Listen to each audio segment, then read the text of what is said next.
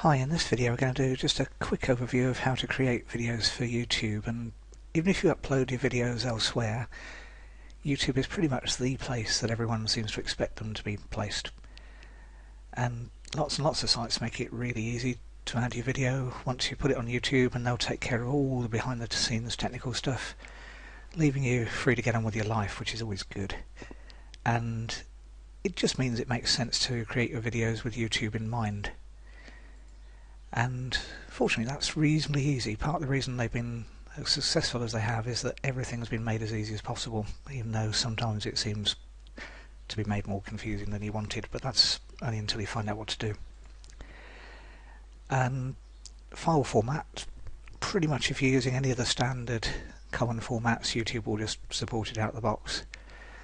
And if you look at the list of common formats, it's not just MPEG-4 and MOV, which is the Windows one. There's lots and lots of ones, and then there's, if you've got a video that's in something weird like Camtasia, Camproj, or an MP3 file or anything else, there's help for converting it. Or just use a program like VLC, which is free, and it handles anything you throw at it and more, and converts between anything and does anything that could ever have been a video or an audio at some stage in its past history. It'll cope with. And if YouTube hasn't verified your account, then you'll almost certainly have a maximum video time limit of 15 minutes, which, unless you're doing an epic, you're not uploading Ben-Hur or anything like that. So a full school play would obviously take longer, a sales webinar would take longer, but near enough anything else, 15 minutes is probably 3 to 5 times as long as you really want it to be. But you can verify your YouTube account anyway, so once you've done that you get the opportunity to upload longer videos, and that's worth doing just in case you run longer. If you're a professional video producer, you can tweak all sorts of settings to get your videos close to TV or Hollywood quality, but chances are your video program will just use some pretty good defaults, and even your mobile phone uses some quite nice defaults that are plenty good enough without you needing to worry about things. You can mess around with bit rates and codecs and all sorts of other techie things, but in practice you don't need to.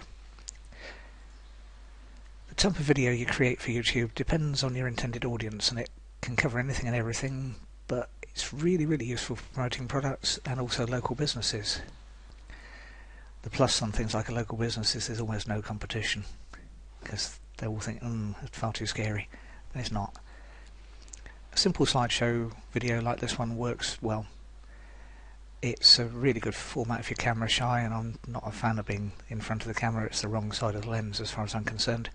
And then all you do is narrate your slides, or if your accent is really thick, and it has to be really thick that everyone sort of says, "What did you say?" or anything like that. But as long as people can understand you in real life, your accent's plenty good enough. But if not, use a site like Fiverr, and you can get a voiceover artist for $5. So either way. But unless you really have a fantastic reason not to do your own narration, I'd suggest that you do it yourself. Pretty much everyone I've ever met seems to hate the sound of their recorded voice. So if that's the same for you, that just means you're normal. Don't worry about it. And there are several bonuses to narrating your own video. The first is that your personality comes across. If you do like I do and just ad-lib slightly on the slides and things like that, that comes across. The really important one for me is there's no time lag between creating the video and waiting for the voiceover, which can take anything from a day to a week. And it's just easier. You don't have to glue everything together. You just create the video like I'm doing at the moment. I pressed play, my microphone's recording, and sorry, I press record, not play. Yeah, it all happens in one process rather than trying to glue everything together later. And once you've uploaded the video, let people know. Tweet about it. Maybe put a link on your Facebook page, and definitely put a link on your website. And then let it just do whatever it's going to do. Don't try and give it a false popularity boost. Buying views really isn't. It's bad news. And instead, just spend the time that you would have spent pressing refresh in the hope your stats will increase. Just produce another video. By definition, a 5-minute video takes 5 minutes to record. 2-minute video takes 2 minutes to record, and you create the slides for a 2-minute video in about, depending on your typing speed, 3, 4, 5 minutes, something like that. And if you'd like more help with creating a video for YouTube, click the link below this video, or the one that's been up on the screen pretty much all the time. And video creation's a bit like riding a bike. It's easy once you know how, but it's scary until you do it. So go on, do it.